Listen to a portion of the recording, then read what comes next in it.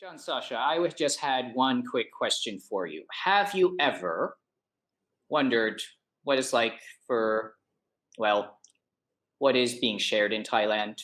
What are the news and what are the things talking about that are in Thai? And of course, both of us can't quite see Thai. So we have a bit of issues there. No, have you ever tried to translate a Thai article just to see like if the translation really works? Have you ever done that? And how did it work for you? I tried many times because while my Thai, I think speaking skills are not great, but okay to an extent that I can go through daily life. Reading, especially news, sometimes gets, of course, difficult. So then I try to translate them, and usually give up very quickly, to be honest, because it doesn't make much sense very often. Because the Google translation for Thai is just still not that great, as you might have experienced yourself.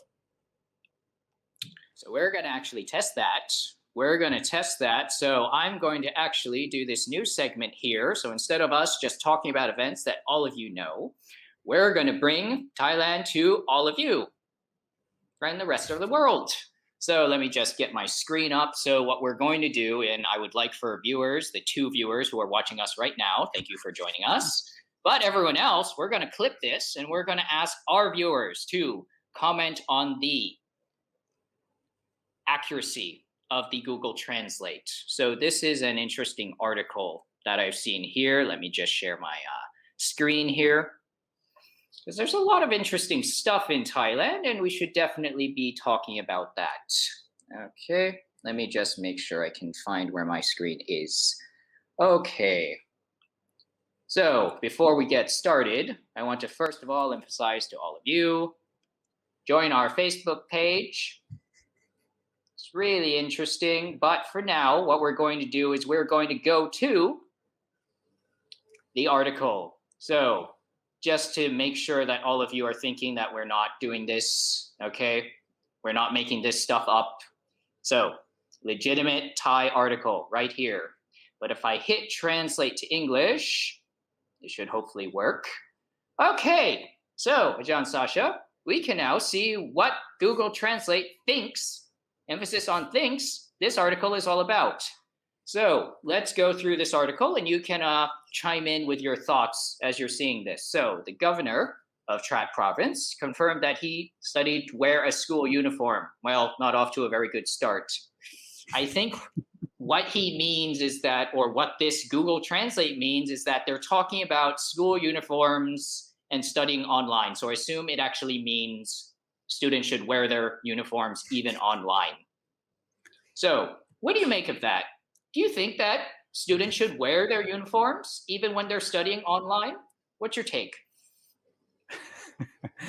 Yes, just so my students get annoyed with me. So of course, I'm not a fan of uniforms.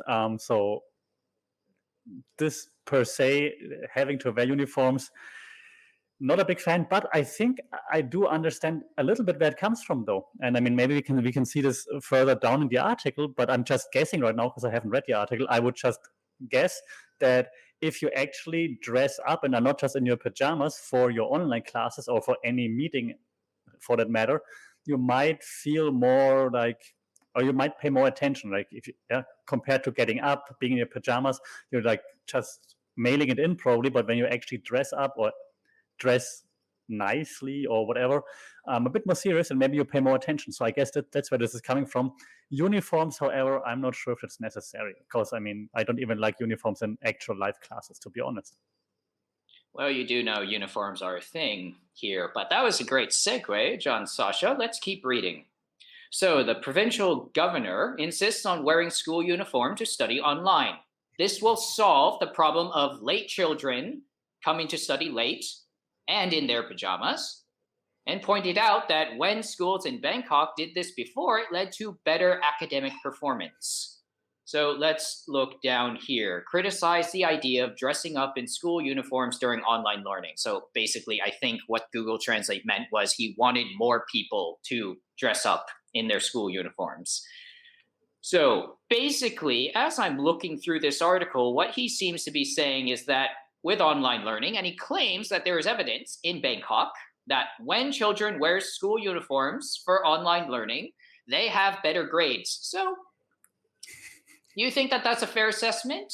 That kind of thing seems like, well, a bit of a leap.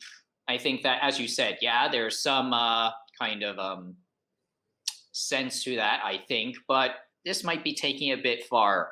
So, Ajahn Sasha, question is, do you think that wearing a school uniform will lead to better grades and better online learning? That's the argument. So, what's your take on this argument? I Uniforms don't equal learning. I don't want to say no because I would like to use this article to show to our students next semester. Yeah, we should And do just say, that. I think We so sh- too. We should totally try that and then compare results in different classes. yeah, but that does Um, actually lead to one point, Ajahn Sasha. We'd have to ask them to turn their cameras on. Otherwise, how would we know? True, and I think turning cameras on also leads to better. That's another thesis of mine. Leads to better performance in online classes. I say it Yes, with a yeah, smile on my face. Just saying. yeah. I'm just thinking it's interesting because actually you can't just wear uniforms. You have to also have them turn on cameras because if you can just, well, if you just ask them, are you wearing your uniform? What are they going to say? Probably yes. So you have to have their cameras on, but that leads to kind of a slippery slope here because usually, and this is where privacy law comes in, you can't turn on someone's camera for them. I think he would want to, but there's some serious privacy issues if you start trying to force the camera being on. I mean, that's just kind of a slippery slope we're going into now. Do we force cameras on? I don't think so. I think that there have been many, many very bad incidents that have happened because cameras have gotten hacked and turned on without someone else knowing. So I think that's another thing that maybe we're forgetting here. Yeah, okay. If you're talking serious for a second, of course, it doesn't make much sense what he's saying. I don't think that wearing a uniform has a direct impact on the performance. I also agree with that. Forcing the cameras to be on doesn't make sense. And what you're going to do if you have a class of 100 people, you're going to look at every square on your screen. Hey, who's wearing uniform? Who's not wearing uniform? Hey, did you just turn your camera off? Turn your camera back on again. That takes forever. I don't think that makes much sense. Yes, indeed. So the article goes down to say all the reasons why. Apparently, the provincial governor has friends and other colleagues who've kind of experienced this. But I don't know. I mean, I think online learning is very hard for everyone.